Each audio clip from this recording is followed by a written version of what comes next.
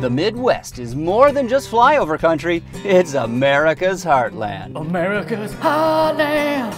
A place of boundless possibility, striking natural beauty, and hometown values. It's like a Norman Rockwell painting come to life. Hi! For these reasons and more, it's also the perfect place to sample a family-friendly crossover like the all-new 2016 Hyundai Tucson.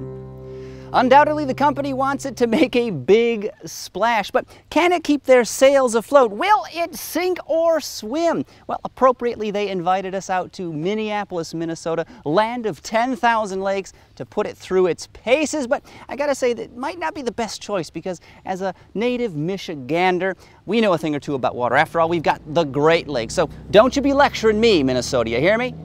And you thought water disputes only happened in California. Anyway, the 2016 Tucson has grown a little bit compared to its predecessor. Riding atop an all-new architecture that's more than 50% high-strength steel, it's about an inch wider, and its wheelbase has been stretched by roughly 1.2 inches. These dimensional changes have increased cargo capacity significantly, and with the 60-40 split back seat folded flat, there are about 62 cubic feet of interior space, a good bit more than the outgoing model. While we're back here, it's worth noting that Hyundai also offers a smart power liftgate. With the key fob on your person, just stand near the hatch for a few seconds and it pops open all on its own, and this is fantastic if your arms are full with grocery bags, for instance.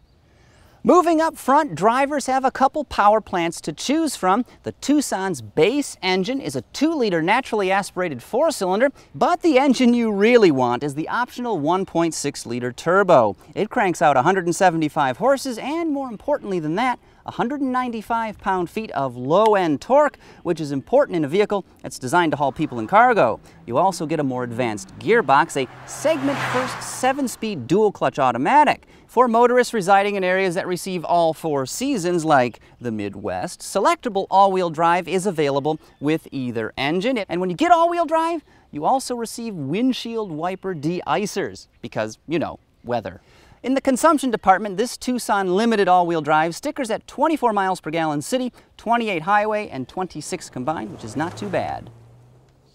For more refinement, engineers focused heavily on NVH, that's noise, vibration, and harshness. And the new Tucson's overall structure is 18% stiffer than its predecessors, and that's a great place to start. But they also added larger engine mounts, more sound deadening, and many other things to keep unwanted racket at bay. And while I'm in here, I should probably talk about this vehicle's swanky new interior. Hyundai did a really nice job putting this together. There's a lot of soft material. There is some hard plastic, but it's attractively grained and responsibly used. Now, as for features, you do get luxury items like standard Bluetooth, USB connectivity, and keyless entry. You also get heated seats at no extra charge, as well as cruise control. Available luxury amenities include a navigation system with an 8-inch display. You can get a gigantic panoramic glass roof as well. As for the back seat, it fits my 6-foot frame quite nicely. Plenty of room. The seat cushion is at a nice height. Plus the backrests adjust at the pull of a lever. It's super easy to find a comfortable position, and you'll be that way for many hours, I think. It's a dangerous world out there, even in a place as wholesome as America's breadbasket, but fortunately, the new Tucson here has some of the most advanced safety features in its segment. Things like lane departure warning, blind spot monitoring, rear cross traffic alert, and automatic emergency braking are all on the options menu. Plus, every version comes with a standard rear view camera.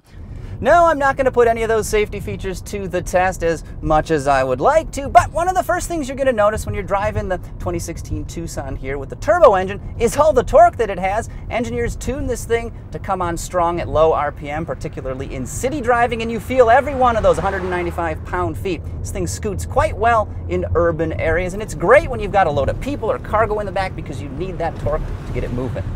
This engine hits hard at low RPM, but it does lose a little bit of steam in the upper rev range. It doesn't pull quite as strongly out on the freeway, for instance. Another benefit of this turbo engine is that it is really refined. Not much vibration makes its way into the cabin, which is always appreciated, but regrettably, the 7-speed dual-clutch automatic is not as well sorted. And it's curious why Hyundai decided to go with one of these gearboxes, because a lot of other companies have had issues with their DCTs, notably Ford with its power shift transmission.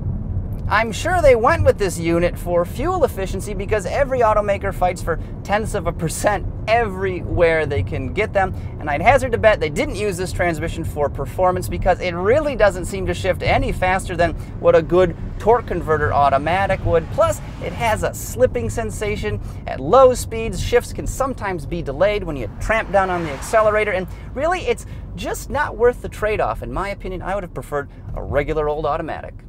The new Tucson here is just about as refined and composed as any of its rivals, and it really is exceptionally refined even on less than perfect pavement. However, I do wish the steering had a little bit more to it. It just seems to be lacking in road feel, and that's even in sport mode. You can cycle over to eco or normal, and it doesn't change a whole lot. You don't get that connected feel that you might get in other crossovers like a Mazda CX-5 or even the Ford Escape. Also, I wish they made the A-pillars a little bit smaller. They're kind of chunky, and they do slightly block your forward visibility. While hardly a sports car or the fastest crossover in its segment, the 2016 Tucson here really is quite nice to drive, and frankly, there's not a whole lot to complain about. Hyundai did quite a bang-up job here. The 2016 Hyundai Tucson is more attractive and refined than ever, but it is still a tremendous value. You see, an entry-level SE version will set you back about $23,595, including $895 in destination charges, but the all-wheel drive limited version that I've been sampling checks out at $32,510 out the door, and you can look for the 2016 Tucson at Hyundai dealerships right now, even ones here in Minnesota.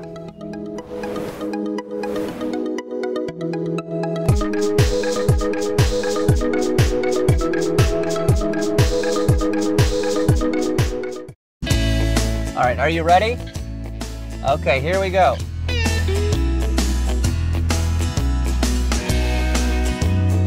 So don't lecture me about water, Mississippi. Mississippi? What?